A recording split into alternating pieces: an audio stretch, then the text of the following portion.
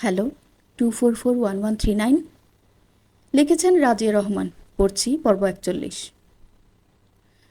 আশার হাসপাতাল থেকে বাড়ি ফিরে সে রাতেই রাশেদের বাড়িতে গিয়ে হাজির হয়। রাত 10:30টার দিকে রাশেদ বাড়ি ফিরছিল। আজ একটু তাড়াতাড়ি ফিরছে বাড়িতে। আগামীকাল সকালেই তাদের মলের নতুন একটা চালান আসবে ইন্ডিয়া থেকে। বেনাপোল বর্ডারে রাশেদের নিজস্ব লোক আছে। ধানমন্ডি এরিয়ার সবচেয়ে বড় সাপ্লায়ার রাশেদ নিজেই। তবে এই চালানটা একা রাশেদের না, রাশেদের সাথে আছে তার আরেক পার্টনার মাসুদ।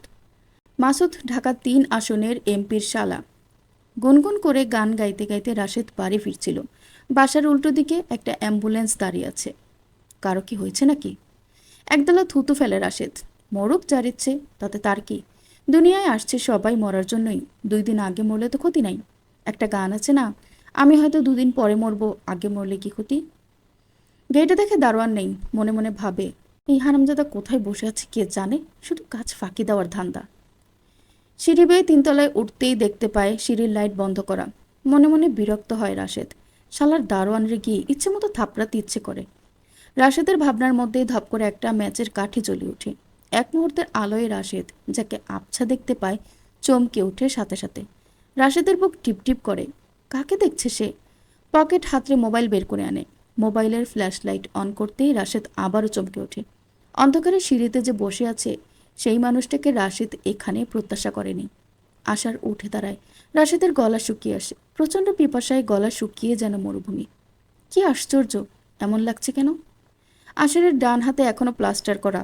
এক মুহূর্তের জন্য রাশেদের মনে হয় আশার নিজেই বাঘের গুহায় পা দিয়েছে। যেখানে তার ডান হাত ভাঙা, সেখানে সে রাশেদের সাথে কিভাবে লড়াই করবে? রাশেদ ভুলে গেল বলিষ্ঠদেহী আশারের সাথে দলবল ছাড়া লাগতে যাওয়া রাশেদের জন্য নিরাপদ নয়। সেখানেই রাশেদ ভুলটা করল, তেড়ে গেল আশারের দিকে। আশার বাম হাতে কষে একটা থাপ্পড় মারল। রাশেদের হাতের ফোন উপুর হয়ে ফ্লোরে পড়ে গেল। ঝটকা খেয়ে রাশেদ আশারের দিকে তাকায়। এটা কি হাত নাকি হাতুড়ি? রাশেদ দ্বিধায় পড়ে যায়। ভাবনার মধ্যেই আশার লাথি মারে রাশেদের পেট বরাবর। ব্যথায় কঁকিয়ে ওঠে রাশেদ। ধপ করে ফ্লোরে পড়ে যায়। আশার নিজের ভাঙা হাতের দিকে এক নজর তাকিয়ে বলল, সাহস থাকলে লাগ আমার সাথে। কাপুরুষের মতো পেছন থেকে আক্রমণ না করে সামনাসামনি লাগতে হয়। তোর কোন বাপ আছে কল কর। রাশেদ পেট চেপে ধরে শুয়ে আছে। আশার আরেকটা লাথি মেরে রাশেদকে সিঁড়ি দিয়ে কয়েক সিঁড়ি গড়িয়ে নিচে ফেলে। পেটের উপর পা দিয়ে চাপ দিয়ে বলল, তুই কি ভাবছিস আশার থাকতে ড্রাগ বিজনেস হবে এই এরিয়ায়? ভাবছিস আমি হাসপাতালে আহত এই সুযোগে নতুন মান আনবি? রাশেদ কথা বলার অবস্থায় নেই। পেটে প্রচণ্ড ব্যথা হচ্ছে। আশার পায়ে আরও প্রেশার দেয়। রাশেদের মনে হয় দম বন্ধ হয়ে আসছে। আশার শান্ত স্বরে জিজ্ঞেস করল, মাল কোথায় আসবে? রাশেদ জবাব দেয় না। পেট থেকে পা গলায় নিয়ে আসে আশার। আবারও বলে, আর একবার জিজ্ঞেস করব, বল। রাশেদ অস্ফুট স্বরে উত্তর দেয়, সকাল 9টায় ঝিঙাতলায় আসবে। ট্রাকের নাম্বার কত? রাশেদ জবাব দেয় না। গলার উপর চাপ আর একটু বাড়ে। নিঃশ্বাস বন্ধ হয়ে আসে। রাশেদ বড় করে হাঁ করে চোখ বড় বড় করে তাকায়। 2 চোখ ভিজে উঠেছে। আশার চাপ কমায়, আবারও জিজ্ঞেস করে। রাশেদ বুঝতে পারে আজকে তার রক্ষা নেই। জীবন বাঁচানো ফরজ। ট্রাকের লাইসেন্স নাম্বার বলে দেয় রাশেদ। আশার কষে একটা লাথি মারে আবারও। গড়িয়ে গড়িয়ে রাশেদ 2 তলায় পড়ে। আশার ড্রাইভারকে কল করে অ্যাম্বুলেন্স নিয়ে আশারের বন্ধুরা আগে থেকেই তৈরি ছিল। কল পাওয়া মাত্রই 4 জন ছুটে এসে রাশেদকে নিয়ে যায়। আশার বের হয়ে থানায় কল করে। ওসি জাকির হোসেন এই ফোন কলটার অপেক্ষায় ছিলেন। রিং হতেই রিসিভ করে বললেন, মিশন সাকসেসফুল? জি স্যার, লাইসেন্স নম্বর টেক্সট করে দিচ্ছি। বেনাপোল বর্ডার থেকেই ধরতে হবে।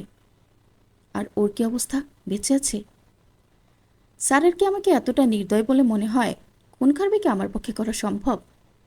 জাকির হোসেন হেসে বললেন, তা অবশ্য ভুল বলনি, কিন্তু সমস্যা হচ্ছে তুমি যে হাল করো ওদের, এরপর ওরা নিজেরাই মৃত্যু কামনা করে। এবারও তেমন কিছু করিনি স্যার। ওয়েল ডান, মার্ডার না হলেই হলো, বাকিটা আমি সামলে নিব। রাশেদের ড্রাগ ভর্তি ট্রাক সেদিন পুলিশের হাতে ধরা পড়ে। রাশেদের শারীরিক কন্ডিশন দ্রুত অবনতি হয়। সেরিব্রাল হেমারেজের কবলে পড়ে পক্ষাঘাতের দিকে চলে যায়। ডান হাত ডান পাশ অবশ হয়ে যায়। পিয়াসার রুমে বসে পড়ছিল। ঢাবি গ ঘ ইউনিটের জন্য আবেদন করেছে। পড়ার মধ্যখানে শুনতে পেল বাবার গলার স্বর। পিয়াসা চমকে উঠে। বাবা এসেছে? এক ছুটে বের হলো। বাইরে গিয়ে দেখে বাবা মা দুজনেই এসেছে। পিয়াসার বুকের ভেতর আনন্দের ঝড়। মরুর বুকে পানির সন্ধান মানুষকে যেমন আনন্দ দেয়, বৃষ্টির ফোঁটা চাতককে যে স্বস্তি দেয়, মা বাবাকে দেখে পিয়াসার তেমন অনুভূতি হলো। মরুভূমির মতো শুকনো অন্তর ভালোবাসায় সিক্ত হলো। বুকের ভেতর আনন্দের বাঁধন ভাঙা উচ্ছ্বাসে পিয়াসার মনে হলো যেন সে উড়ে যাচ্ছে। আনোয়ার চৌধুরী মেয়েকে শক্ত করে জড়িয়ে ধরলেন। কে জানে কেন হুট করেই তার দুই চোখ ভিজে উঠল। বাবার চোখে পানি দেখে মেয়েও কেঁদে উঠে। শারমিন বলল, তুমি কি একা মেয়েকে জড়িয়ে ধরে রাখবে, নাকি আমাকেও একটু সুযোগ দিবে? আনোয়ার চৌধুরী সলজ্জ হেসে বলল, সরি ডিয়ার, কিন্তু মেয়ে নিয়ে কম্প্রোমাইজ নেই। আমার অন্তর না জোড়ানো পর্যন্ত আমি আমার বাবাকে বুকে ধরে রাখবো। বাবা মা যে মহুয়া বেগমকে দেখতে এসেছেন তা পিয়াসা বুঝতে পেরেছে। শারমিন বলল, চল আমাদের সাথে, হাসপাতালে যাব চাচি আম্মাকে দেখতে। তোমরা হাসপাতালে যাওনি? নো, আগে আমি আমার বাবাকে দেখতে এসেছি, তারপর হাসপাতালে। আগে আমার সন্তান। পিয়াসা বাবার গলা জড়িয়ে ধরে বলল, বাবা, মানুষ সবসময় মেয়েকে মা বলে ডাকে, তুমি সবসময় আমাকে বাবা বলে ডাকো কেন? মানুষ মেয়েকে মা বলে, ছেলেকে বাবা বলে ডাকে। আমার কাছে আমার ছেলেও তুই, মেয়েও তুই, তাই তোকে আমি বাবা বলে ডাকি। পিয়াসা বাবার কপালে চুমু খায়। শারমিন বলল, তৈরি হয়নি। পিয়াসার কেমন অস্বস্তি হলো। ওখানে আশার আছে, পিয়াসা যেতে চাচ্ছে না। তাছাড়া মহুয়া বেগমের সাথে ওর সম্পর্ক এতটাও মধুর না যে ও হাসপাতালে যাবে। বাবাকে বলল, আমার পড়া আছে তো বাবা, তোমরা যাও, আমি কি করব? আনোয়ার চৌধুরী মেয়ের চিবুকে হাত দিয়ে বলল, এভাবে বলে না মা, উনি মুরব্বী মানুষ। শারমিন নিজেও চায় না মেয়ে যাক, তাই বলল, থাক না, যেতে চাইছে না যখন ও পড়ুক। আনোয়ার চৌধুরী স্ত্রীর দিকে তাকিয়ে বললেন, তোমার থেকে এমন অবুঝের মতো কথা আমি আশা করি না শারমিন। তাছাড়া সামাজিকতা বলেও একটা কথা আছে, রোগী দেখতে যাওয়া সুন্নত, জানো না? শারমিন মনে মনে ভাবল, এই সুন্নত পালনের চক্করে যে আমার মেয়ের মনে কষ্ট যাবে তা তুমি জানো না। আমিও তোমাকে তা জানাতে পারবো না। পর্ব 42। নিজের বুদ্ধিতে মহুয়া বেগম নিজেই মুগ্ধ হন। এত চমৎকার বুদ্ধি তার মাথা ছাড়া দ্বিতীয় কারো মাথা থেকে কখনোই বের হতো না। ধরি মাছ নাছুই পানির মতো একটা জবরদস্ত প্ল্যান করলেন মহুয়া বেগম। আর এই প্ল্যানের টোপ হচ্ছে রজনী। মহুয়া বেগম মিটিমিটি হাসেন। তার মাথায় এত বুদ্ধি কেন এখনো? উফ। নার্স বলল, কি ব্যাপার দাদি, এত খুশি কেন আপনি? মহুয়া বেগম ভ্রু কুচকে তাকিয়ে বলল, তুমি আমাকে দাদি বললে কেন? তুমি জানো আমি কে? তোমার সাথে আমার কোনো সম্পর্ক আছে পারিবারিক? আমাকে ম্যাডাম বলবে। নার্স থতমত খায় মহুয়া বেগমের কথা শুনে। এই বয়সে একজন মহিলার থেকে এমন ব্যবহার আশা করেনি সে। এত রুড ব্যবহার। মহুয়া বেগম গম্ভীর হয়ে বললেন, আমার দুই ছেলে ও দুই ছেলের বউকে ডেকে দাও। ম্যাডাম, এখন তো ভিজিটিং আওয়ার না। মহুয়া বেগম বিরক্ত হয়। গতরাতে পিয়াসে এসেছিল ওর মা বাবার সাথে। কেমন নাকুচে স্বভাবের মনে হচ্ছিল তাকে তখন, যেন মহুয়া বেগমকে দেখতে আসা তার জীবনের একটা লস প্রজেক্ট। মহুয়া বেগমকে এই মেয়ে তুচ্ছ-তাচ্ছিল্য করেছে। মহুয়া বেগম কারো অবহেলা মেনে নেওয়ার মানুষ না। সারা জীবন মানুষ তাকে নমনম করে এসেছে। সবসময় সবার উপর তিনি ছড়ি ঘুরিয়েছেন। সেখানে এই দুই আঙ্গুলের মেয়ে অঙ্গভঙ্গি তাকে বলে দেয় সে মহুয়া বেগমকে গোনায়ও ধরে না। ভিজিটিং আওয়ারে মহুয়া বেগম দুই ছেলে আর রজনীর সাথে কথা বলতে ডাকলেন। সিরাজুল ইসলাম আর মিরাজুল ইসলাম দুজনেই সারা রাত জেগেছিল। মায়ের জন্য দুই ভাই চিন্তিত। ছেলেরা আসার আগে মহুয়া বেগম জোরে জোরে শ্বাস নেওয়া শুরু করলেন। তারপর সরাসরি বললেন, তোমাদের কাছে আমি একটা আবদার করতে চাই। আমি জানি না আমার হায়াত আছে কি না, বা আর কতদিন বাঁচব, কিন্তু মনে কষ্ট নিয়ে মরতে চাই না।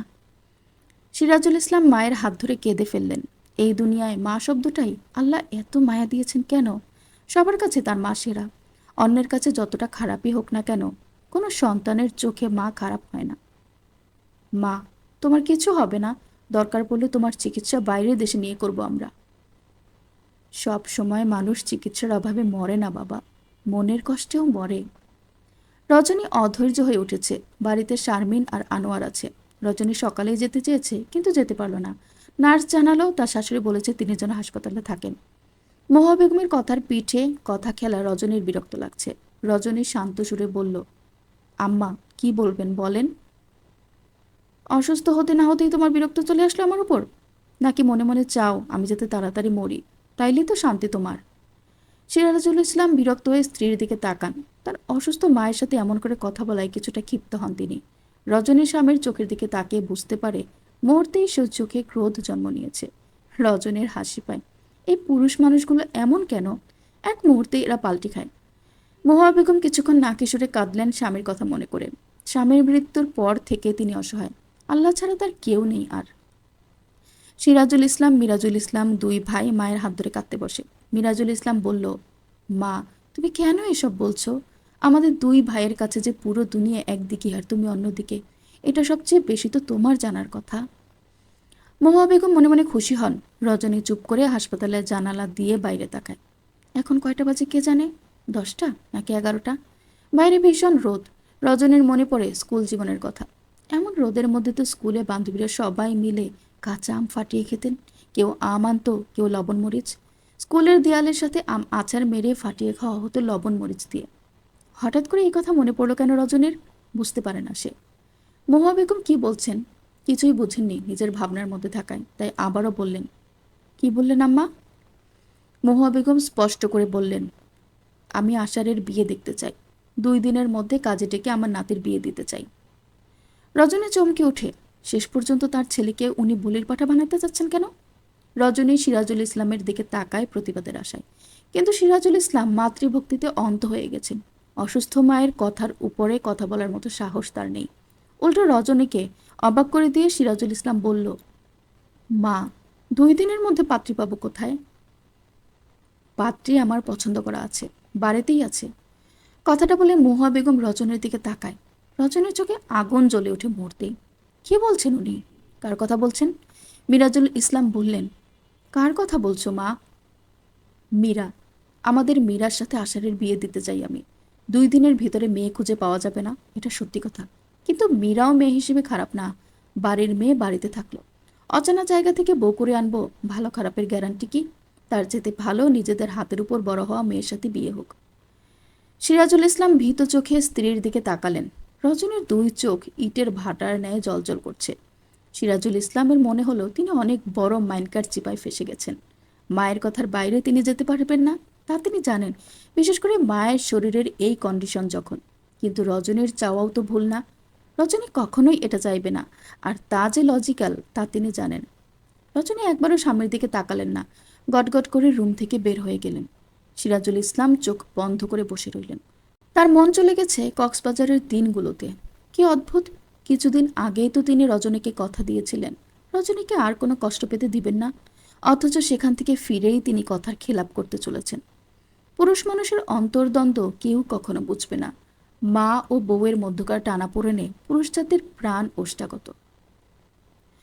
রজনী যখন বাড়িতে ফিরে তখন পিয়াসা আনোয়ার চৌধুরীর কাঁধে মাথা রেখে কাঁদছে। ঠোঁট ফুলিয়ে বাচ্চাদের মতো করে কাঁদছে। আনোয়ার চৌধুরী রজনীকে দেখে হেসে বলল, দেখো অবস্থা, আমার মেয়েটা এখনো অনেক ছোট রয়ে গেছে বুঝলে। আমরা চলে যাচ্ছি বলে কেমন কাঁদছে।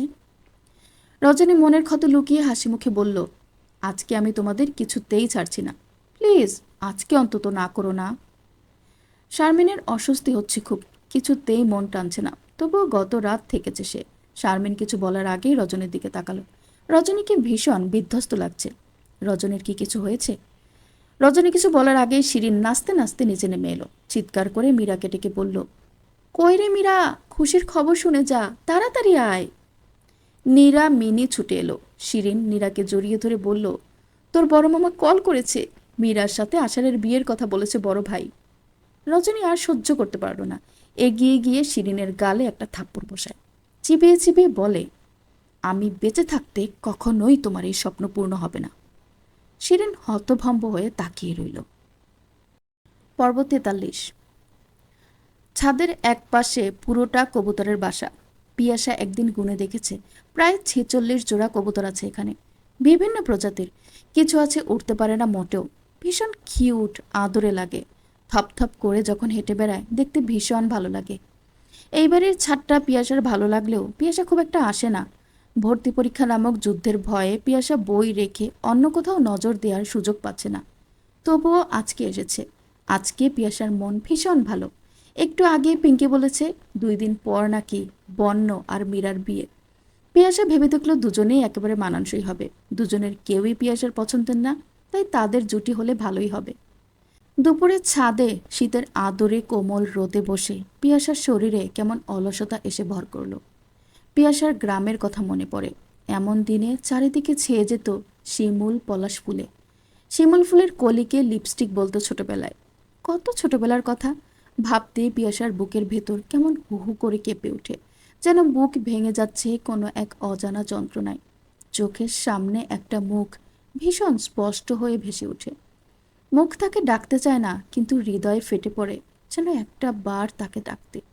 পিয়াসা নিজের মুখ নিজেই চেপে ধরে। কিছুতেই সে তাকে ডাকবে না। তার মা আছে, অন্য কেউ তার মা, কিছুতেই ডাকবে না পিয়াসা। মনের সাথে যুদ্ধ করতে করতে পিয়াসা ছাদের মেঝেতে লুটিয়ে পড়ল। কোনো এক অজানা বাতাস যেন সঙ্গে করে মায়ের গায়ের গন্ধ বয়ে নিয়ে আসে। পিয়াসা কান্না করতে চায়, দুই চোখ যেন পাথরে মূর্তি, সেখানে এক ফোঁটা জল আসে না। পিয়াসার দম বন্ধ হয়ে আসে, ভীষণ যন্ত্রণায় তরপাতে থাকে। একটু যদি কান্না আসতো তাহলে বুকের ক্ষত কমে যেত। একটু যদি চিৎকার করে কাউকে বলতে পারত, তাহলে এই দম বন্ধ করা যন্ত্রণা থেকে পিয়াসা মুক্তি পেত। আষাঢ়ের ঘুম ভাঙে একেবারে দুপুরে। সচরাচর এত লেটে আসার ঘুম থেকে উঠে না, কিন্তু আজকে একটু বেশি দেরি হয়ে গেল। ঘুম থেকে উঠেই মনে হলো কবুতরকে খাবার দেওয়া হয়নি। জুনিখালা কবুতর ছেড়ে দিয়েছে হয়তো, কিন্তু খাবার দিতে পারবে না ঠিকমতো। আগে ওদের খাইয়ে তারপর হাসপাতালে যাবে, দাদির খোঁজ নিয়ে তারপর আবার রাশেদের খবর নিতে হবে। ছাদে আসতে এক মুহূর্তের জন্য আষাঢ়ের মনে হলো যেন ওর হার্টবিট বন্ধ হয়ে গেছে। পিয়াসা কেমন করছে। পিয়াসার ওপর জমে থাকা মনের সব অভিমান, অভিযোগ, রাগ ভুলে গিয়ে আশার তীরের গতিতে ছুটে গেল পিয়াসার কাছে। ঝড়ে আহত ডানা ভাঙা পাখির ছানার মতো পিয়াসা কেমন যেন পাখা ঝাপটাচ্ছে। এক বুক জড়তা নিয়ে আশার পিয়াসার হাত ধরে। পিয়াসা এক নজর তাকায় আশারের দিকে। কোমল গলায় ঢেকে আশার জিজ্ঞেস করলো, কি হয়েছে পিয়াসা, এমন ছটফট করছো কেন? আশার ভাই, আমি কাঁদতে পারছি না। আমি একটু চিৎকার করে কাঁদতে চাই আশার ভাই। আমার দম বন্ধ হয়ে আসছে। আমি কত বছর ধরে কাঁদতে পারি না। একটা নিকৃষ্ট মানুষের কথা মনে পড়লেই আমার বুকের ভেতর শক্ত পাথর হয়ে যায় সবটা জুড়ে। আমি একটু কাঁদতে চাই তার জন্য। মেয়েরা নাকি চাইলেই কাঁদতে পারে যে কোনো অজুহাতে, আমি কেন পারছি না? আষাঢ়ের কেমন বুকের পাঁজর ভেঙে যাওয়া যন্ত্রণা হতে লাগলো। মাথার ভেতর এক ভোঁতা যন্ত্রণা হচ্ছে। এই ভীষণ অভিমানী মেয়েটা কি নিদারুণ অভিনেত্রী। বুকের ভেতর কতটা যন্ত্রণার পাহাড় বয়ে বেড়াচ্ছে কঠোর হয়ে। তাকে দেখে বোঝার সাধ্য নেই কারো তার বুক ভর্তি যন্ত্রণার কথা। গোপনে পুড়ছে, পুড়ে ছাই হচ্ছে, তবুও কাউকে জানায়নি। পিয়াসার সারা শরীর কাঁপছে ভীষণ। আশার বুকের সাথে টেনে নিয়ে বলল, এমন অস্থির হয়েও না পিয়াসা, একটু নর্মাল হও। অতীত কখনো বদলানো যায় না, তবে চাইলে অতীতের মুখোমুখি হওয়া যায়। যে অতীতকে ভয় পাচ্ছ সেই অতীতের সামনে দাঁড়াও, দেখবে বুকের জমা আঘাত আস্তে আস্তে কমে যাবে। পিয়াসা ঘন ঘন নিঃশ্বাস নিতে লাগলো। আষাঢ়ের টি শার্টের গলা খামচে ধরে কাতর স্বরে বলল, আমার দম বন্ধ হয়ে আসছে আশার ভাই। হাত পা ঝিমঝিম করছে, সারা শরীর যেন নিঃশেষ হয়ে আসছে। আশার বুঝতে পারলো প্যানিক অ্যাটাক করছে ওর। পিয়াসার মনোযোগ অন্যদিকে সরিয়ে নেওয়ার জন্য আশার বলল, তোমাকে একটা মজার জিনিস দেখাই পিয়াসা। আমার এত কবুতরের মধ্যে একটা স্পেশাল কবুতর আছে, আমার কুইন পিজন। দেখো তো ভালো করে খুঁজে পাও কিনা। পিয়াসা এক মুহূর্তের জন্য তাকালো। ছাদ ভর্তি কবুতর, এত কবুতরের মধ্যে স্পেশাল কবুতর কোনটা? এদিক ওদিক তাকিয়ে পিয়াসা খুঁজে পেল না। দ্বিধান্বিত হয়ে বলল, কোথায়? পেলাম না তো, নেই এখানে। আশার মুচকি হেসে বলল, আমি তো দেখছি ঠিকই আছে, আমার চোখের সামনেই আছে আমার কৈতর। পিয়াসা আবারও চারিদিকে তাকায়। একটু আগের শরীর খারাপ অনেকটা কেটে গেছে, এখনও আষাঢ়ের বলা কুইন পিজন খুঁজে পাচ্ছে না। হুট করে পিয়াসার মনে হলো আষাঢ় যেন ডাবল মিনিংফুল কথা বলছে। একটু আগের অসহায়ত্ব দুর্বলতা মুছে গিয়ে চেহারায় ফুটে উঠল কঠোরতা। তীক্ষ্ণ দৃষ্টিতে তাকিয়ে বলল, কোথায়? দেখান আমাকে, এক্ষুনি দেখাবেন, রাইট নাও। আশার মুগ্ধ দৃষ্টিতে তাকিয়ে রইল। ফর্সা মুখখানার রাগে লাল টমেটোর রং ধারণ করেছে। বড় বড় চোখে তাকিয়ে থাকা মানবীর দিকে তাকিয়ে আশারের মনে হলো, এই বুঝি রবিবাবুর বলা সেই চোখ, যেই চোখে মানুষ নিজের সর্বনাশ দেখতে পায়। সে কখনোই এই মায়া কাটাতে পারবে না। এক জীবন তপস্যা করলেও এই মায়া কাটবে না। আষাঢ়ের বুক কাঁপে শঙ্কায়। তার জীবনে সর্বনাশ করা এই সর্বনাশিনীকে যদি সে নিজের করে না পায়, আশার বাঁচতে পারবে না, কিছুতেই না। পিয়াসার চোখ মুখ শক্ত হয়ে গেল, দুই চোখে স্পষ্ট ঘৃণা ফুটে ওঠে। এই লোকটা চূড়ান্ত রকমের অভদ্র, ভীষণ ভীষণ অসভ্য একটা লোক। একটু আগেই পিয়াসার শরীর খারাপের সময় এই লোকটাকে পিয়াসার কাছে এক মুহূর্তের জন্য হলেও বিশ্বাসযোগ্য মনে হয়েছিল, কিন্তু এখন মনে হচ্ছে সে ভুল ভেবেছে। এই লোকটা ভীষণ নীচ স্বভাবের একজন মানুষ। পায়ে পায়ে এগিয়ে আষাঢ়ের সামনে গিয়ে দাঁড়ায় পিয়াসা, চিবিয়ে চিবিয়ে বলল, আপনার মতো অভদ্র মানুষ আমি এই দুনিয়ায় দুটো দেখিনি। আমাকে দুর্বল ভেবে আপনি আমার সাথে ফ্লার্ট করছিলেন? আপনি ভীষণ রকম ক্যারেক্টারলেস একজন মানুষ। এক মুহূর্ত দাঁড়ালো না আর পিয়াসা, ধূপধাপ পা ফেলে নেমে গেল। আষাঢ়ের মনে হলো এর চেয়ে যদি পিয়াসা তাকে দুটো থাপ্পড় দিত তবুও তার এত কষ্ট হতো না। পিয়াসার কাছে সে এতটা ঘৃণ্য। আষাঢ়ের দুই কান দিয়ে গরম ভাব বের হচ্ছে। এতটা অপমান কি ওর পাওনা ছিল? গলার কাছে কাটার মতো আটকে রইল কিছু একটা। তাই বলে ক্যারেক্টারলেস? আশার ভাবতে পারে না। কখনো কোনো মেয়ে ফ্যানের সাথে একা দাঁড়িয়ে ছবি তোলেনি সে। পাবলিক বাসে কখনো কোনো নারীর পাশে বসেনি, কখনো গার্লস স্কুলের সামনে গিয়ে দাঁড়ায়নি। অজস্র সুযোগ থাকার পরও কখনো মীরার দিকে তাকিয়ে দেখেনি। দৈনিক শত শত মেয়ের মেসেজ পেয়েও কখনো রিপ্লাই করেনি। সেই একদিন একটা হলদিয়া পাখিকে দেখার পর নিজের মন প্রাণ সবখানেই শুধু তাকেই রেখেছে। সেখানে আজ কমপ্লিমেন্ট পেল সে চরিত্রহীন। আস্তে আস্তে আষাঢ়ের চোয়াল শক্ত হয়ে আসে। পিয়াসা নিচে এসে সোজা নিজের রুমে ঢুকে যায়। তার কেমন লাগছে যেমন। চোখের সামনে ভেসে ওঠে সেই কালো রাতের ছবি, ছোট ফুফু আর বড় ফুফা। পিয়াসার সেই থেকেই মনে হয় সব পুরুষই এমন। পিয়াসা কাউকে বিশ্বাস করতে পারে না। সে জানে সে ভুল, সবাই একরকম হয় না, কিন্তু সেই রাতের স্মৃতি পিয়াসা নিজের মাথা থেকে বের করতে পারে না। সেই বিচারে তার কাছে আসারও অপরাধী। পর্ব ৪৪। মানুষ অনেক পরিকল্পনা করে, কিন্তু বাস্তবায়িত হয় সেটাই যেটা সৃষ্টিকর্তা চান। তেমনি পিয়াসা যতই আশারকে অপছন্দ করুক, সৃষ্টিকর্তা যখন যার সাথে তার ভাগ্য মিলিয়ে রেখেছে সেটা খণ্ডাপেকে। নিজের রুমে বসে পিয়াসা ভাবছিল সে এমন কেন, কেন সে কাউকে বিশ্বাস করতে পারছে না, কেন সব পুরুষকে তার কাছে শাহেদ, সাদেক, কাদেরের মতো মনে হয়, কেন মনে হয় সব পুরুষই আসলে ভেতরে ভেতরে নরপশু, কেন এই ধারণা থেকে বের হতে পারে না সে। পিয়াসার অস্থির লাগে। একটু আগে সে আশারকে যে কথাগুলো বলে এসেছে সেসব কেন বলেছে? আশার তো তাকে রিল্যাক্স করতে চেয়েছিল, তাকে হেল্প করতে চেয়েছিল, কিন্তু মন কেন বারবার বলছে সব পুরুষই জঘন্য, ওদের ভেতরের রূপ জঘন্য। পিয়াসার অস্থিরতা আরও বাড়ে। এই ট্রমা কি কখনো দূর হবে না তার? রজনীর রুমে শারমিন, আনোয়ার চৌধুরী, সিরাজুল ইসলাম, রজনী চারজন বসে আছে। ঝুনি খালা চায়ের কাপ নিয়ে আসলো। সবার কঠোর মুখের দিকে তাকিয়ে ঝুনি খালা দ্রুত বের হয়ে গেল। বাড়ির অবস্থা সুবিধার না। ঝুনির ভয় লাগে। একটা নাগিনী তো নিজের জায়গা শক্ত করে ফেলেছে, এখন নাকি মেজ নাগিনীও আসবে এই বাড়ির বউ হয়ে। এদের মা মেয়েদের যে বিষ, ছবল দেওয়া লাগবে না। এরা যেদিকে তাকাবে সেদিকেই জ্বলে পুড়ে ছাই হয়ে যাবে। রজনী উঠে এসে শারমিনের হাত ধরল। শারমিনের মনে হচ্ছে এরকম বিব্রতকর পরিস্থিতি তার জন্য এর আগে আর আসেনি। একটু আগেই রজনী তাকে বলেছে সে আষাঢ়ের জন্য পিয়াসাকে চায়। এই বাড়ির অভ্যন্তরীণ যেই অবস্থা, আষাঢ় যতই ভালো ছেলে হোক, শারমিন জেনে শুনে কিছুতেই মেয়েকে এই আগুনে পুড়তে দিতে পারে না। তার উপর শিরিন আছে, যে তার মেয়েকে বিয়ে দেওয়ার জন্য এক পায়ে খাড়া। কিন্তু আবার রজনীর জন্য শারমিনের কষ্ট লাগে। মুহা বেগম বলেছেন রজনী যদি 2 দিনের মধ্যে মেয়ে খুঁজে নেয়, তাদের স্ট্যান্ডার্ড মেনটেন করে, তাহলে রজনীর পছন্দ করা মেয়ের সাথে আষাঢ়ের বিয়ে হবে, আর নয়তো মীরার সাথে বিয়ে দেবেন মহুয়া বেগম। পিয়াসাকে আমার সেই ছোটবেলা থেকেই পছন্দ শারমিন। মনে মনে সব সময় একটা সুপ্ত ইচ্ছে ছিল তোর মেয়েকে নিজের মেয়ে করে রাখার। কথাটা তোকে এত শীঘ্রই জানাতে হবে এটা ভাবনাতেও ছিল না। ভেবেছিলাম পিয়াসা অনার্স শেষ করলে তারপর বলবো, কিন্তু এখন যেহেতু কথা বলতেই হচ্ছে, তখন আর অপেক্ষা করতে পারলাম না। আমি তোর কাছে ভিক্ষা চাইছি তোর মেয়েটাকে। আমার আমার আষাঢ়ের জীবন তছনছ হয়ে যাবে নয়তো। রজনীর কথা শুনে শারমিন বিস্মিত হয়ে বলল, তাই বলে তুই বলছিস আমার মেয়েকে আমি বলির পাঠা বানাবো? তোদের পারিবারিক কোন্দলের জন্য আমার মেয়েকে কেন ভুক্তভোগী হতে হবে? কিছু মনে করিস না, তোরা হয়তো অনেক বড় লোক, খানদানি বংশ, যে কোনো মেয়ের বাবা মায়ের মতে সোনার হরিণ হতে পারে, কিন্তু আমার কাছে তা মনে হয় না। তোদের ফ্যামিলিতে মহিলাদেরকে একটা রোবট ছাড়া কিছুই ভাবা হয় না। যে আগুনে তুই পুড়ে ছাই হচ্ছিস, তুই চাচ্ছিস নিজ হাতে আমার কলিজার টুকরাকে আমি সেখানে নিক্ষেপ করব? এর আগে আমার মরণ হওয়া ভালো রজনী।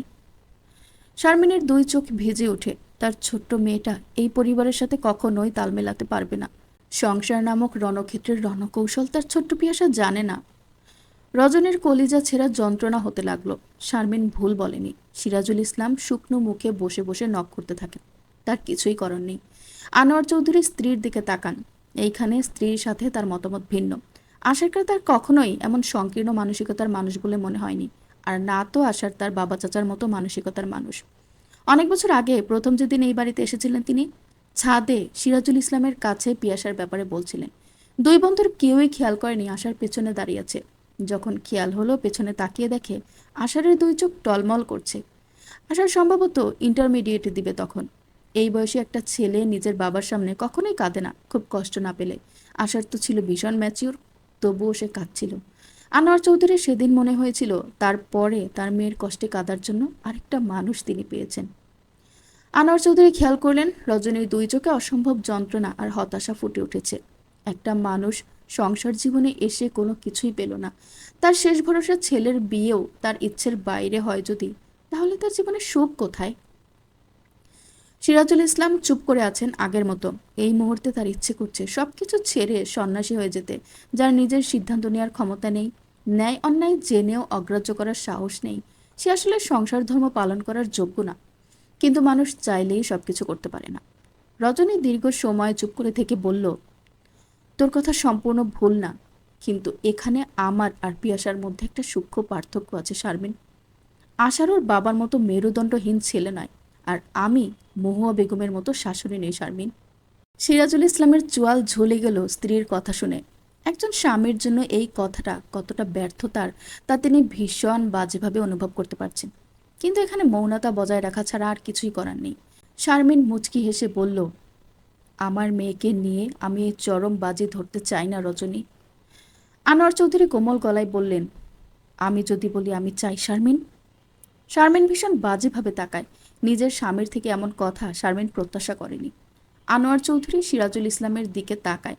সেবার প্রথম যখন দুই বন্ধু আবার একে অন্যের সাথে দেখা হয়, সেই দিনই তো দুজন মিলে সিদ্ধান্ত নিয়েছিল দুজনের বন্ধুত্বকে তারা আত্মীয়তায় রূপ দিবেন, যাতে পিয়াসার ভবিষ্যৎ জীবনে আর নতুন করে কোনো কষ্ট না আসে। সিরাজুল ইসলাম আজকে ভীষণ অসহায়। শারমিনের চোখ ধীরে ধীরে কঠোর হয়ে আসে। দৃঢ় স্বরে বলল, আমার মেয়ের জীবন নিয়ে আমি কাউকে দ্বিতীয়বারের মতো ছেলেখেলা করতে দিব না। সে যদি তুমি হও তাও না। আনোয়ার চৌধুরী হেসে বলে, দেখো শারমিন, তুমি যেমন ওর মা তেমনি আমি ওর বাবা। আর মেয়ের উপর তোমার যতটা অধিকার আমারও ততটাই। পিয়াসা ছোট না, ও নিজের সিদ্ধান্ত নিজে নিতে জানে।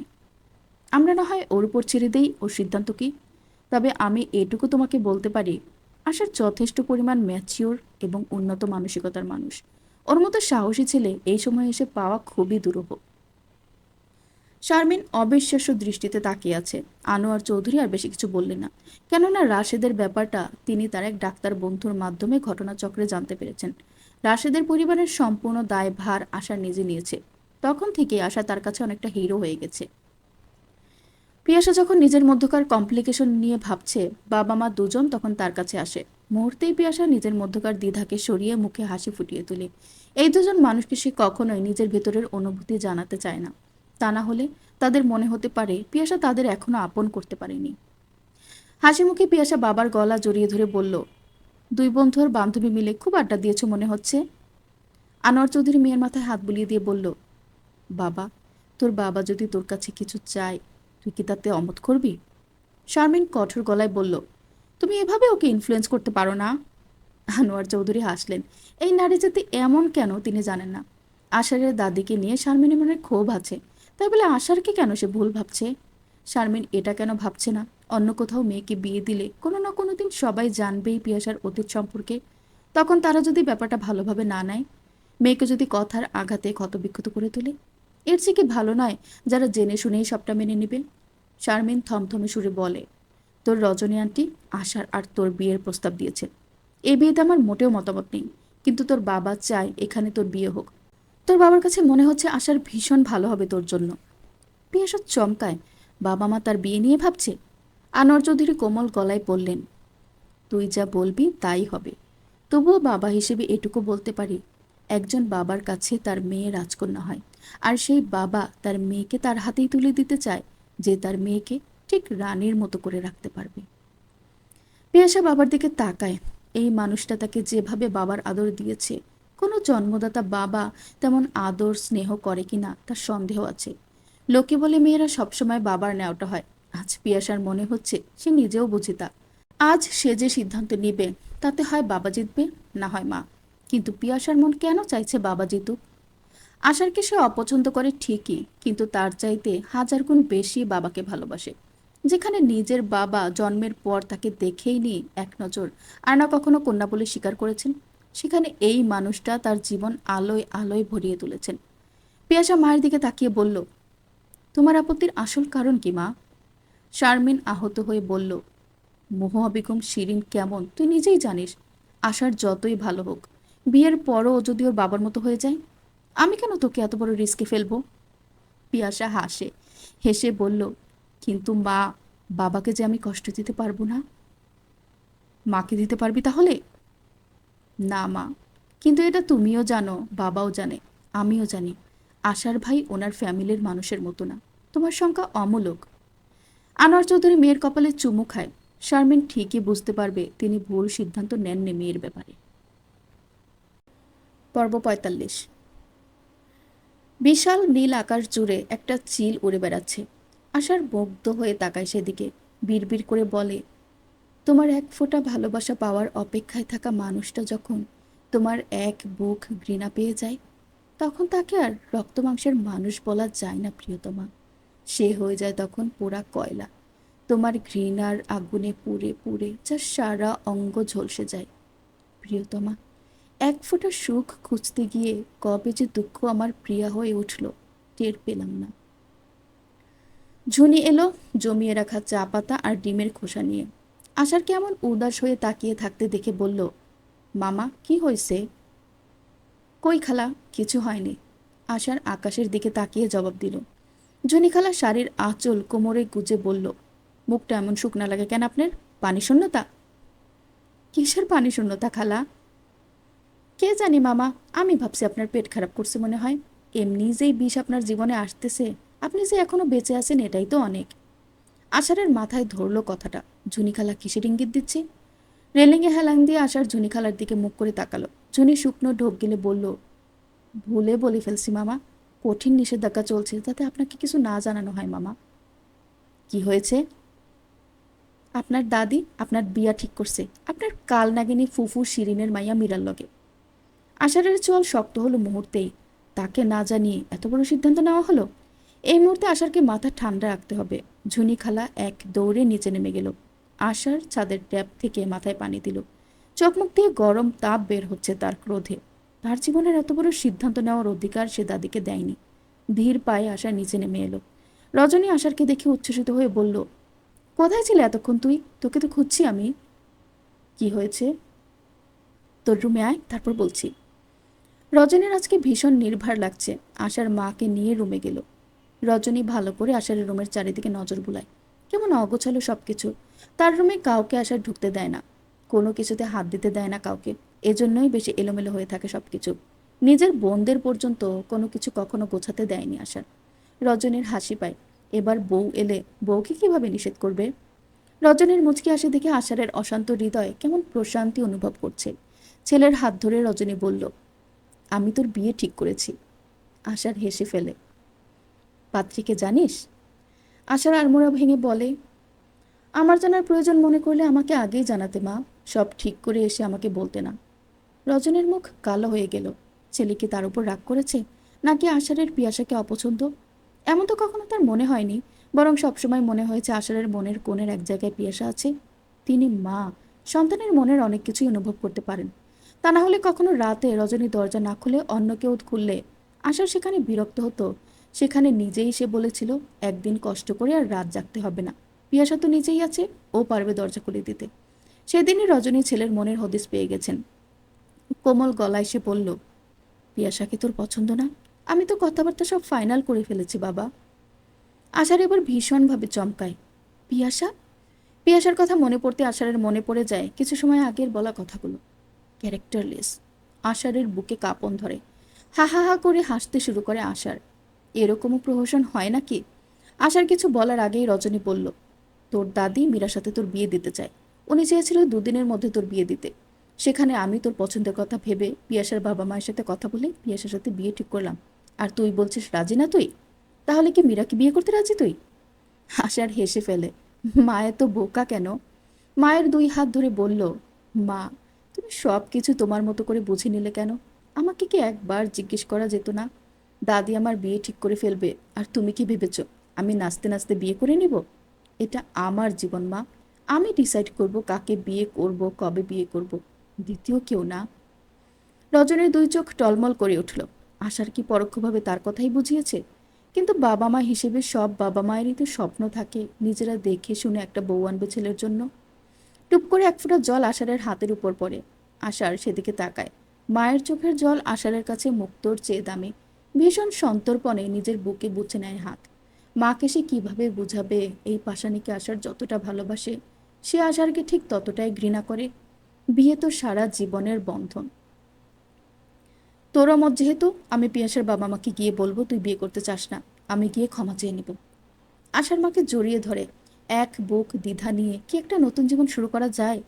চাইলেও আশার মাকে পিয়াসার ব্যাপারটা খুলে বলতে পারছে না। বড় হওয়াটাই যেন একটা অভিশাপ। চাইলেই মনের সব কষ্ট মায়ের কাছে বলা যায় না। তবে মায়ের কাছে বলতে না পারলেও পিয়াসার সাথে আরেকবার কথা বলা দরকার। কিছুক্ষণ আগে যে আশাকে তীব্রভাবে অপমান করে গেছে, সে নিশ্চয়ই হাসতে হাসতে বিয়েতে রাজি হয়ে যাবে না। তাকে জোর করে হয়তো বিয়েতে রাজি করানো হচ্ছে। ভালোবাসা বলে যে জোর করে তাকে নিজের করে নিবে, সেই মানুষ আশার নয়। ভালোবাসা মানে আশারের কাছে মনে হয় স্বাধীনতা। যে স্বাধীনতা পেলে একটা পাখি স্বেচ্ছায় ভালোবাসা নামক খাঁচায় বন্দী হয়ে থাকে।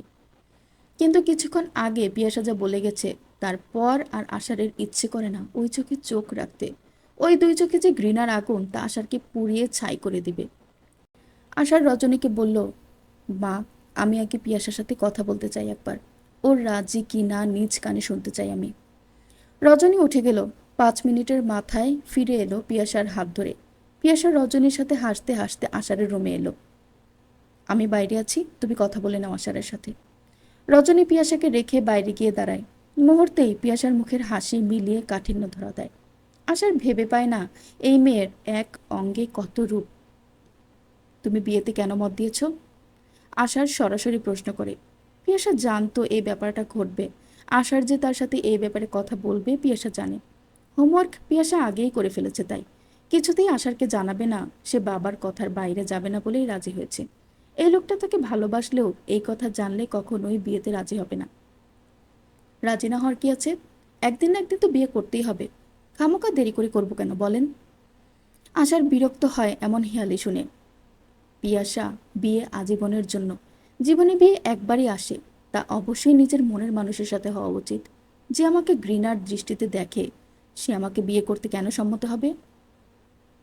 ঘৃণা এবং ভালোবাসা দুটোই মন থেকে আসে। আপনি আমাকে ভালোবাসেন বলে যদি আমি আপনার মনের মানুষ হই, সেই হিসেবে আপনাকে আমি ঘৃণা করি বলে আপনিও আমার মনের মানুষ। তো মনের মানুষ যখন বিয়ে করা উচিত আপনি বললেন, আমি তো এখন সেটাই করছি।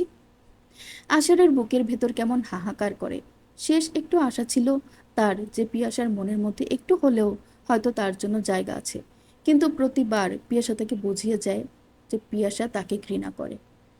রজনী বাইরে থেকে ডাক দিয়ে বলল, কথা শেষ হয়েছে তোদের? আশার জবাব দেওয়ার আগেই পিয়াসা বলল, হ্যাঁ আন্টি, আসছি। রজনী ভেতরে এসে আশারকে বলল, তুই এখন আর কোথাও বের হোস না, সন্ধ্যায় কাজে আসবে। পিয়াসার অ্যাডমিশন টেস্টের পর আমরা বড় করে আয়োজন করব। তোদের দুই ভাইয়ের বিয়ের প্রোগ্রাম একসাথে হবে। আশার চাইলেই এই বিয়ে ভেঙে দিতে পারে, কিন্তু দিচ্ছে না। পিয়াসার বলা কথাটা ভাবাচ্ছে আশারকে। কিছুক্ষণ পর মুচকি হেসে আশার বলল, আমার কৈতর, তুমি এটা জানো না যে ঘৃণা থেকেও ভালোবাসা সৃষ্টি হয়? কত ঘৃণা করবে তুমি আমাকে? আমিও দেখতে চাই তা। তোমার ঘৃণা শেষ পর্যন্ত কি ঘৃণার ফর্মে থাকতে পারে নাকি? আমিও তা দেখতে চাই। তুমি ভালোবাসার রূপ দেখেছ, বিরহের রূপ দেখনি। ওয়েলকাম আমার জীবনে। একদিন তুমিও কাঁদবে আমাকে ভালোবেসে। তোমার জীবনের প্রথম কান্না হবে সেটা। বিকেলে মহুয়া বেগম বাড়িতে ফিরলেন হাসপাতালের থেকে। মনে ভীষণ আনন্দ থাকলেও মুখখানা ভার করে রেখেছেন। মহুয়া বেগম ফিরতেই শিরিন এসে মাকে বলল, এসব কি হচ্ছে মা? মীরার সাথে আষাঢ়ের বিয়ে দিবে বলে এখন কেন পিয়াসার সাথে বিয়ে হচ্ছে? এই বাড়িতে এখন দেখছি তোমার কথার বাইরে গিয়ে কাজ হয়। মহুয়া বেগম গাম্ভীর্য বজায় রেখে বললেন, আমি এখন অচল শিখি, তাই কারো কাছে দাম নেই। নাতির বিয়ে দেখার খয়েশ ছিল, আমার পছন্দের বাইরে গিয়ে বিয়ে দিতেছে। শিরিনের এত রাগ হচ্ছে, কত খুশি হয়েছিল সে প্রথমে। সন্ধ্যাবেলা কাজে এলো বাড়িতে। শারমিনের বুকের ভেতর মোচড় দিয়ে উঠছে। নিজের জীবনের সবচেয়ে দামি জিনিসটা আজকে বুঝি অন্য কারো নামে রেজিস্ট্রি হয়ে যাবে। সেই যেদিন মেয়েটা কোচিংয়ের জন্য বের হয়েছিল বাড়ি থেকে, সেদিন তার মনে হয়েছিল একবার, ঘর ছাড়লে মেয়েরা আর ঘরে ফেরে না। আজ সেই শঙ্কা সত্যি হয়ে গেল। আর ফিরবে না তার মেয়ে হয়ে, এখন থেকে আষাঢ়ের বউ হয়ে ফিরবে তার মেয়ে। শারমিন মুখ ঢেকে কেঁদে উঠে। বিয়েতে নগদ 10 লাখ টাকা কাবিন ধরা হলো। সেই মুহূর্তেই আশার সম্পূর্ণ টাকা আনোয়ার চৌধুরীর হাতে তুলে দিল। আনোয়ার চৌধুরী স্ত্রীর দিকে তাকায়। মহুয়া বেগম নাখোশ হলেন। তার নাতির যে ভালোই অর্থকড়ি আছে মহুয়া বেগম আজকে বুঝতে পারলেন। আর বোঝা মাত্রই মহুয়া বেগমের মনে হলো, এই প্রথম তিনি একটা ভুল চাল চেলেছেন। মীরার সাথে বিয়েটা হলেই ভালো হতো। সব অর্থ সম্পদ এখন এই মেয়ে খাবে। শিরিন এজন্যই আশারকে মেয়ে জামাই করতে চেয়েছিল। পিয়াসার শুকনো দৃষ্টিতে বাবা মায়ের দিকে তাকিয়ে আছে।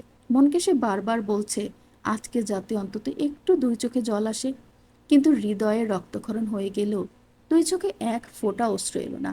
সেদিকে তাকিয়ে শিরিন মীরাকে বলল, দেখলি, একটুও কাটলো না এই ডাইনি। মীরা সবটা দেখল। বিয়ে হওয়া মাত্রই মীরার মনে হলো সে হাফ ছেড়ে বাঁচল বোধ হয়। মহুয়া বেগম স্থির দৃষ্টিতে তাকিয়ে আছে নবদম্পতির দিকে। রজনী মিটিমিটি হাসছে।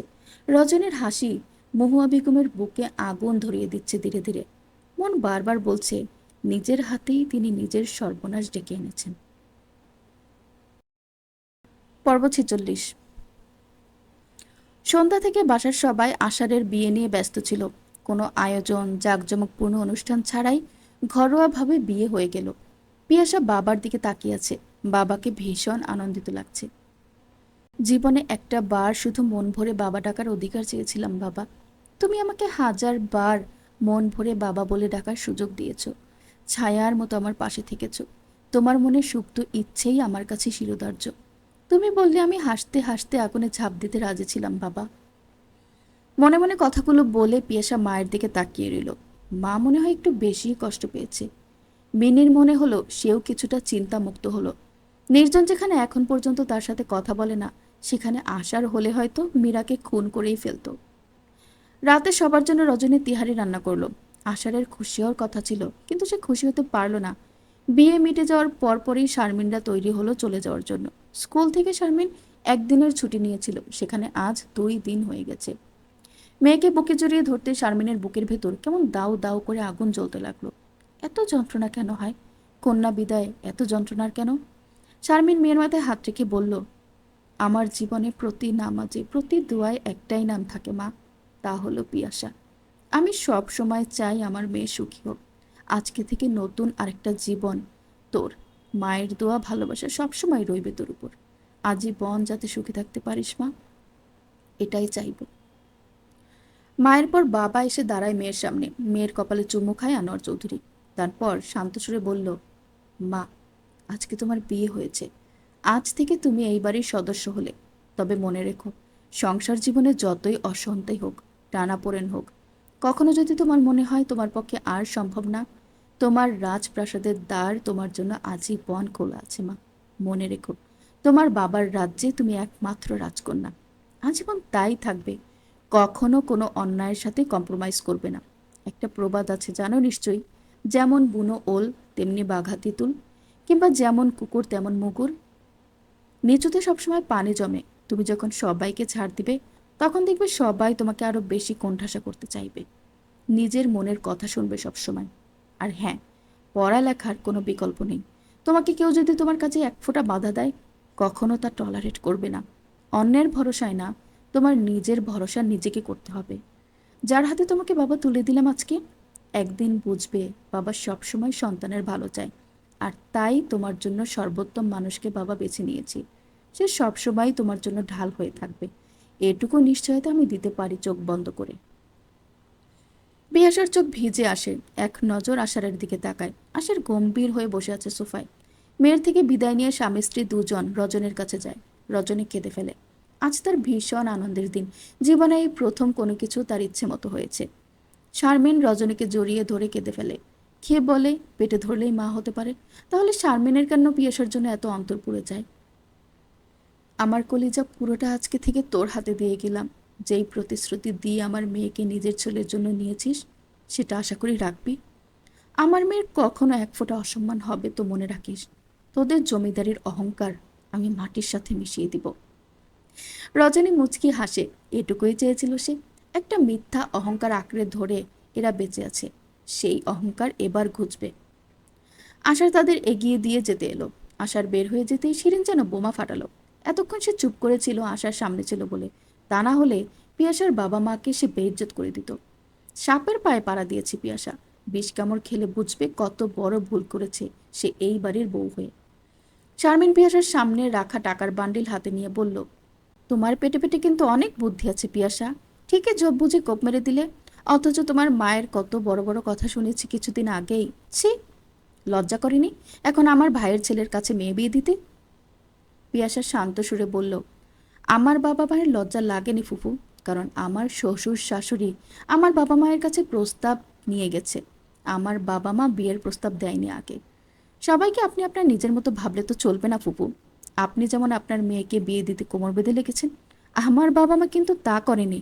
বরং আপনার ভাই, ভাইয়ের বউ, ভাইয়ের ছেলে সবাই আমাকে বউ করে আনার জন্য এক পায়ে খাড়া ছিল। নীরা গজগজ করে বলল, দেখলে মা, এতদিন কেমন ভান ধরেছিল যেন ভাজা মাছটা উল্টে খেতে জানে না, অথচ কবুল বলতে না বলতে কেমন নাগিনের মতো ফুসফুস করতে শুরু করে দিয়েছে। রজনী কথা বলতে যাবে, তার আগে হাত ইশারা করে পিয়াসা তাকে থামিয়ে দিয়ে নীরাকে উদ্দেশ্য করে বলল, আপা, আমি শুধু যে ভাজা মাছ উল্টে খেতে জানি তা না, মাছকে মচমচে করে ভাজতেও জানি।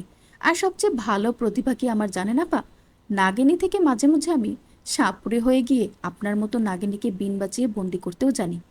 আস্তে আস্তে আরও অনেক প্রতিভা বিকশিত হবে আমার, দেখার অনুরোধ রইল। রজনী মুখে কাপড় চেপে হাসতে শুরু করে। এই মেয়েটা এত মজার কথা বলতে পারে, অথচ দেখলে মনে হয় ভীষণ শান্ত একটা মেয়ে।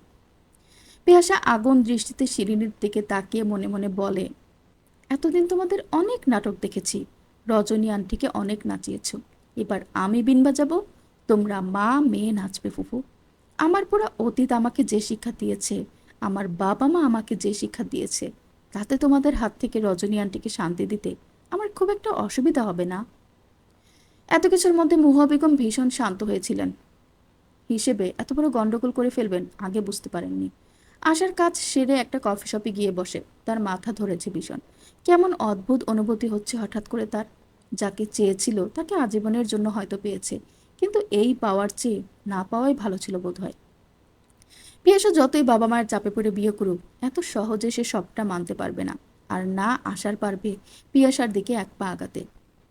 দুপুরে পিয়াসার বলা কথাগুলো এখনো কেমন দগদগে তাজা ক্ষতের মতো অনুভব হচ্ছে তার কাছে। 2 কাপ ব্ল্যাক কফি শেষ করে আশার উঠল। বাসায় ফিরতে ফিরতে রাত্রে 11টা প্রায়। আজও পিয়াসা দরজা খুলল। হুট করে পিয়াসার দিকে তাকাতে আসার মনে হলো পিয়াসাকে যেন আগের যেতে বেশি সুন্দর লাগছে। কবুল বলার সাথে সাথে স্কিন গ্লো করছে যেন আরো বেশি করে। পিয়াসা দরজা খুলে দিয়ে সোফায় গিয়ে বসে। ঝোঁকের মাথায় বিয়েতে তো রাজি হয়েছে, কিন্তু এখন তো চিন্তায় পড়ে গেছে সে। তার সব জামা কাপড়, বই খাতা সবকিছু ঝুনিখালা আশারের রুমে ট্রান্সফার করে দিয়েছে। এই লোকের সাথে এক রুমে থাকতে হবে মনে পড়লেই পিয়াসার হাত পা ঠান্ডা হয়ে যাবে। জীবন নাটক সিনেমা হলে সে তাকে সোফায় ঘুমাতে বলতো, কিন্তু দুঃখের কথা, ওই লোকের রুমে কোনো সোফা নেই। সবাই খাওয়া দাওয়ার পর রজনী পিয়াসাকে সাথে নিয়ে আশারের রুমে গেল। আশার রুমে ঢুকে টি শার্ট চেঞ্জ করছিল। পিয়াসা আর রজনীকে দেখে দ্রুত টি শার্ট চাপিয়ে নিল গায়ে। রজনী হাসি মুখে বলল, এই রুম আজ থেকে তোমার, এই বাড়িটাও আজ থেকে তোমার। তোমরা সুখী হও, এটাই চাই আমি। রজনী দুজনকে দোয়া পরে ফু দিয়ে রুম থেকে বের হয়ে গেল। আশার বড় করে হাই তোলে। পিয়াসা বরফের মতো জমে আছে মনে হচ্ছে। আশার হেসে বলল, ভয় পেও না, তুমি আমাকে ক্যারেক্টারলেস ভাবলেও আমি তেমন কিছু করব না তোমার সাথে। তুমি নিশ্চিন্তে ঘুমাতে পারো। ঘুমের মধ্যে আমার হাত পা ছোড়াছুড়ির অভ্যাস নেই। একপাশে শুয়ে থাকবো, তোমার সাথে একটুও টাচ হবে না। নিশ্চিন্তে থাকো তুমি। পিয়াসার মনে হলো আশারের কথাগুলোর মধ্যে ভীষণ তাচ্ছিল্য মিশে আছে। আশার না হয় ঘুমের মধ্যে নড়াচড়া করার অভ্যাস নেই, কিন্তু পিয়াসার তো আছে। সে কি করবে? পর্ব 47। ঢাকা শহরের নিশুতি রাত বলে কিছু হয় না। সারাক্ষণই বাস ট্রাকের শব্দ শোনা যায়। আষাঢ়ের ঘুম ভেঙে গেল হুট করেই। এই শহরে এক ধ্যানে প্রেয়সীকে দেখাটাও যেন দুঃস্বপ্ন। বুকের ভেতর কেমন খা খা করছে। তার পাশে শুয়ে থাকা মানুষটা তার স্ত্রী, আজীবন যে তার হয়ে থাকবে। অথচ তাদের সূচনাই হয়েছে দুজনের মনের যোজন যোজন দূরত্ব নিয়ে। বারান্দার ফুল গাছগুলো থেকে মিষ্টি একটা ঘ্রাণ ভেসে আসছে। আশার উঠে গিয়ে জানালা খুলে। আকাশে আজ ভরা পূর্ণিমা। সবকিছু কেমন যেন রূপকথার মতো লাগছে। পাশে শুয়ে থাকা রমণীর দিকে তাকিয়ে আশারের মনে হয় চাঁদের আলো বুঝি ম্লান হয়ে যায় তার সৌন্দর্যের কাছে। আশার পিয়াসার উপর ঝুঁকে তাকিয়ে থাকে তার দিকে। ভাগ্যিস বিয়েটা করেছিল, তা না হলে এমন মন ভরে দেখতো কিভাবে। সেই তাও লুকিয়ে চুরিয়ে আলাদা থেকে যে একটু দেখতে পেত, তাতে মন শান্ত হতে পারত কই। এই যে ঘুম ভাঙতেই দেখতে পেল তার জীবনের সবটুকু সুখ তার পাশে শুয়ে আছে। এটুকু শান্তি তো এতদিন পায়নি সে। আশারের প্রেমিক হৃদয় ঝটকা খায় পিয়াসার পায়ের দিকে তাকিয়ে। পিয়াসা শুয়েছে বড় একটা হিজাব পরে। কোনোভাবেই সে রিস্ক নিতে চায় না, কিন্তু ঘুমের মধ্যে সে যেভাবে ফুটবল খেলে তার থেকে সুরক্ষিত থাকতে নিজের দুই পা একটা ওড়না দিয়ে বেঁধে রেখেছিল পিয়াসা, যাতে কোনো নড়াচড়া না করতে পারে ঘুমের মধ্যে। আশার তা দেখে মুচকি মুচকি হাসতে থাকে। হুট করেই পিয়াসার ঘুম ভেঙে যায়। মনে হচ্ছে যেন কেউ তাকে তীক্ষ্ণ দৃষ্টিতে দেখছে। এমন অনুভূতি হতেই পিয়াসা চোখ মেলে তাকায়। তাকিয়ে দেখে আশার পাশেই শুয়ে ঘুমাচ্ছে।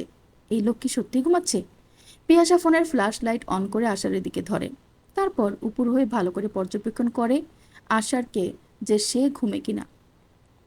আশারের ভীষণ হাসি পাচ্ছে। পিয়াসার চোখ পিটপিট করছে দেখেই সে বুঝতে পারলো হয়তো স্বপ্ন দেখছে, নয়তো ঘুম হালকা হয়ে জেগে উঠবে। তাই তখনই ঘুমের ভান করে শুয়ে পড়ে। কিছু না জানার ভান করে আশারও চোখ মেলে তাকায়। তারপর মৃদু চিৎকার করে উঠে বসে। পিয়াসা কেমন থতমত খায়। ওর হাত থেকে ফোনটা পড়ে যায়। চাঁদের আলোয় স্পষ্ট দেখা যায় সবকিছু। আশার ভয়ার্ত গলায় বলে, কি করছিলে তুমি এতক্ষণ? আমাকে দেখছিলে? পিয়াসা বলতে গিয়েও থেমে যায়। সে কি বলবে? আশার আবারও বলল, এই তো নিজেই আমাকে ক্যারেক্টারলেস বলো, আবার নিজেই চুপি চুপি আমাকে এমন করে দেখো। এক রাতেই প্রেমে পড়ে গেলে নাকি? পিয়াসা বিরক্ত হয় এসব বাজে কথা শুনে। আশার হেসে ফেলে। তারপর এক মুহূর্তে গম্ভীর হয়ে বলে, না বাবা, এবার থেকে আমাকেও বোধহয় হিজাব পরে ঘুমাতে হবে। জামানা পাল্টে গেছে। এখন থেকে মেয়েরাও ছেলেদের খুঁটিয়ে খুঁটিয়ে দেখে। নিজের ইজ্জত নিজেকেই রক্ষা করতে হবে, নয়তো দেখা যাবে আমার ঘুমের সুযোগ নিয়ে কেউ। আশার কথা শেষ করতে পারে না, তার আগেই পিয়াসা আশারের মুখ চেপে ধরে বলল, চুপ, একদম চুপ। কিসব বাজে কথা বলা শুরু করেছেন আপনি? পাগল নাকি? আর আপনি কোথাকার কোন শাহরুখ খান আসছেন যে আমি আপনাকে দেখতে যাব? আশার পিয়াসার হাত সরিয়ে বলল, শাহরুখ না হই, তবে ফেলে দেওয়ার মতোও না। মেয়েদের ক্রাশ হই, বুঝলে? আর শাহরুখ না হলেও তো তুমি নিজেই চুপি চুপি আমাকে দেখছিলে। পিয়াসা উত্তেজিত হয়ে বলল, আজব লোক তো আপনি। আরে ভাই, আপনাকে আমি কোন দুঃখে দেখতে যাব? আশার সিরিয়াস ভঙ্গিতে বলল, না, শব্দটা ভাই হবে না, জামাই হবে। পিয়াসা মাথা নাড়িয়ে বলল, সে যাই হোক, আরে জামাই, আপনাকে আমি কোন দুঃখে দেখতে যাব? বলেই বুঝতে পারে সে একটা বেফাঁস কথা বলে ফেলেছে। গম্ভীর হয়ে আশারের দিকে তাকায়। আশার আত্মসমর্পণ করার ভঙ্গিতে বলল, সরি, গুড নাইট। আশা শুয়ে পড়তেই পিয়াসা বিছানা থেকে নামতে যায় ওয়াশরুমে যাওয়ার জন্য। এক মুহূর্তের জন্য সে ভুলেই গিয়েছে নিজেই নিজের পা বেঁধেছিল। ফলস্বরূপ ধাপ্পাস করে পড়ে গেল পা ফেলতে গিয়ে। মৃদু সুরে গঙিয়ে বলে উঠল, ও মা গো, মরে গেলাম, উফ। মহুয়া বেগম চুপি চুপি এসেছিলেন আড়ি পাততে দরজায়। পিয়াসার আর্তনাদ শুনে দুই হাত কানে চাপা দিয়ে মহুয়া বেগম সরে গেলেন। এই মেয়ে তাহলে তার নাতিকে ইতিমধ্যে হাত করে নিয়েছে। চলাকালা সব জানে এই মেয়ে। তিনি ভেবেছিলেন এমন হুট করে বিয়ে হয়েছে যেহেতু একটু সময় নেবে হয়তো দুজনে, আর তাতে তিনিও একটু সুযোগ পাবেন আগুনে ঘি ঢালার। কিন্তু তার সেই আশায় গোলে বাড়ি। বিক্ষিপ্ত মন নিয়ে মহুয়া বেগম রুমে চলে গেলেন। অযথা তার ঘুম নষ্ট হলো মাঝখান দিয়ে। আশার বিছানা থেকে নেমে হাত বাড়ায় পিয়াসাকে কোলে তুলে নেয়ার জন্য, কিন্তু নিজেকে সংবরণ করে নেয়। সে বলেছিল পিয়াসাকে টাচ করবে না নিচ থেকে। কথার খেলাপ আশার করবে না। আলগোছে পিয়াসার পায়ের বাঁধন খুলে দিয়ে বলল, উঠে দাঁড়াও নিজে নিজে। পিয়াসা স্বাভাবিকভাবে হাত বাড়িয়ে দেয় তাকে তোলার জন্য। আশার হাত না ধরেই বলল, সরি, আমার এমনিতেই রেকর্ড ভালো না। ক্যারেক্টারলেস ট্যাগ পেয়ে গেছি ইতিমধ্যে। নতুন করে আর কোনো ট্যাগ পেতে চাই না। নিজেই ওঠার চেষ্টা করো বউজান। কোনো কথা না বলে উঠে ওয়াশরুমে গেল পিয়াসা। আয়নায় নিজের দিকে নিজে অপলক তাকিয়ে রইল। তাকিয়ে থাকতে থাকতে পিয়াসার মনে হলো আশার তাকে হঠাৎ করেই যেন অপ্রস্তুত করতে চাইছে। তা না হলে এটা তো সাধারণ ভদ্রতা, কেউ পড়ে গেলে তাকে তুলতে হাত বাড়িয়ে দেওয়া। পর মুহূর্তেই যেন আয়নায় থাকা তার প্রতিচ্ছবি হেসে উঠল। পিয়াসা চমকায়, এজন্য তাকে বিদ্রূপ করছে। নিজেকে নিজে প্রশ্ন করলো, এই সাধারণ ভদ্রতা করেছে বলে সে নিজেই তো আশারকে চরিত্রহীন বলেছে, তাহলে আবার কেন এক্সপেক্ট করছে যে সে পড়ে গেলে আশার হাত বাড়িয়ে দিবে তাকে সাহায্য করতে? নিজের ভুলভাল ভাবনায় নিজেই হেসে ওঠে। এই লোকের হাত বাড়িয়ে দিতে হবে কেন? পিয়াসা নিজের চৌহদ দিতে কাউকে আসতে দিবে না। যতবার মুখ থুবড়ে পড়বে ততবারই নিজে নিজে উঠে দাঁড়াবে। কারো থেকে কেন সে সাহায্য আশা করবে? শুনছিলেন রাজিয়া রহমানের লেখা হ্যালো 244139 গল্প থেকে পর্ব 41 থেকে পর্ব 47। গল্পটি পরবর্তী পর্বগুলো শুনতে চাইলে চ্যানেলটিকে সাবস্ক্রাইব করে আমার সাথেই থাকুন। ধন্যবাদ।